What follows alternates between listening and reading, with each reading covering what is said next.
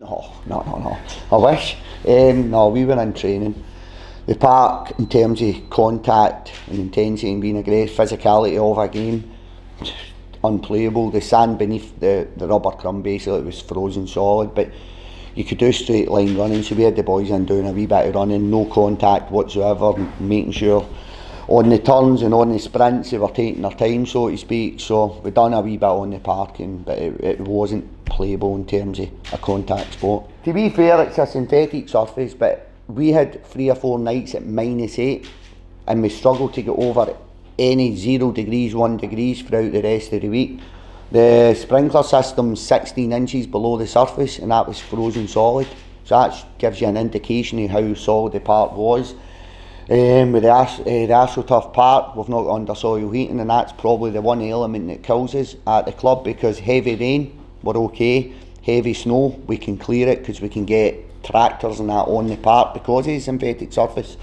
So it's the one element of the weather that absolutely kills us with a synthetic surface is -8 temperatures. But if you look around Scottish football, there's 2 stands with absolutely no water in the east stand, no water in the south stand with burst pipes. The maintenance boys have been in fixing burst pipes most of the weekend, and I think we ran with no heating in the main stand for 2 days, so that gives you an indication as to the weather. So when did Celtic score? What was the minute? 87th minute. So Jim's 5 minute, I don't know what the extra time was, 5, 6, 7 minutes away from securing a point. If that was a 0-0 draw, I wonder if there'd be so many on social media berating him then. So I think it doesn't matter what shape. I think he genuinely went out in the park with 2 strikers on the park. I think you've got to look at Celtic's dominance and superiority at certain times in the game. They done it to Real Madrid for a large majority of the Champions League game. They force you into a deep block. They force you into that with their style of play and the players have got. So I think it's very, very harsh on the managers at times when maybe fans are looking at you to be more aggressive. It's very, very difficult for you to implement your game plan when you're playing against a top side. I think they're a good bit ahead of the rest is at this point in time. I think Ange it grew. Last season was month by month, you could see them getting stronger. His recruitment's been very, very good, and then you take it into this year, they've took that momentum into this year and their recruitment's been excellent again. So for me, they're the team to beat. I think Ange has been a breath of fresh air into football. He takes you out your comfort zone as a manager, and I enjoy pitting my wits against a Celtic team. I enjoy pitting my wits against Ange.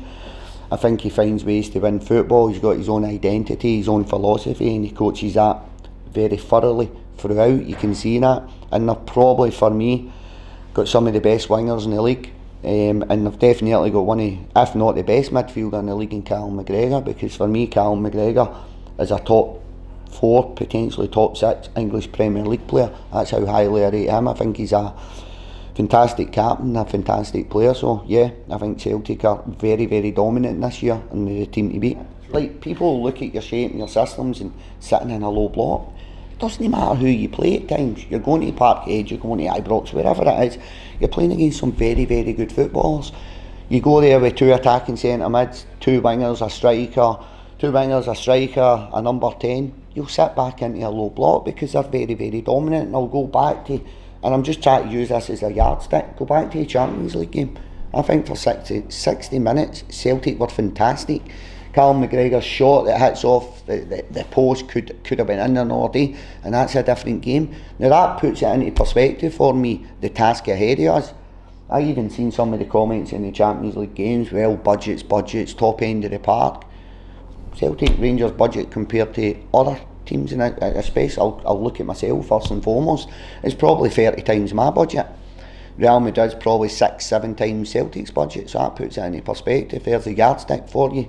But again, that's no Ange's fault. It's no Celtic's fault that they've got a bigger budget than me, and I've got to try and find a way to be competitive and take points within the game.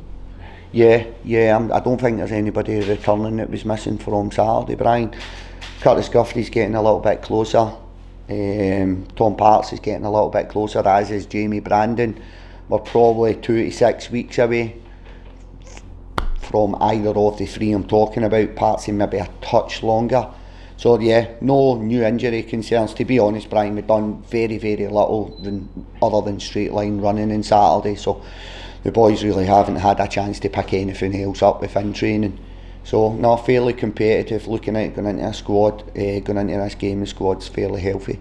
Yeah, I've gave the boys Christmas Day off every year. I don't see the benefit. It's just me personally. I don't see the benefit of coming in and walking through your shape for 30, 45 minutes. I'll do that in the afternoon session before Christmas, so we'll do our normal training day, and then we'll keep the boys in for a wee bit an hour longer, say in Boxing Day, to go through the shape. So we'll get that extra session in the day before Christmas, because I honestly don't see the point in bringing the boys in for an hour and a half when they could be spending Christmas Day with their families. I think a happy family's a happy football player. I'm big on that, so I like to see the players spending time with their family, as much time as they possibly can on Christmas Day. It's difficult. People think it's easy. It's not easy. And you look at Aberdeen, like, they were fantastic throughout the game, or they limited Celtic to very, very little good chances. There was 2 or 3 within the game, and then Callum McGregor comes up for a shot for the edge. So you just need to switch off, give them an extra yard, and they're going to punish you. They're at Celtic Football Club for a reason, because they're top players. So it's very, very difficult to do that. But historically, we've done quite well at playing a similar shape ourselves.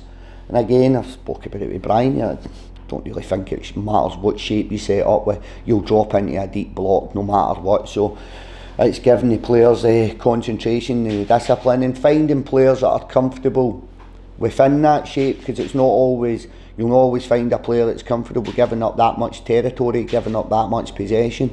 So you've got to find a player and got to find that balance between being aggressive in the press in certain areas of the park, giving up a bit of territory, definitely giving up a bit of possession, but you've still got to try and carry a competitive threat within the game. I think historically, like, I'll go back to, I think it was Lenny was here. I think Christie got sent off early door that game, so I'm not going to sit here and say, oh, Livingston beat Celtic. We got a wee bit lucky in that game, but as do Celtic when they play against teams that are down to 10 men. So I think that was a good game. We picked up 3 points.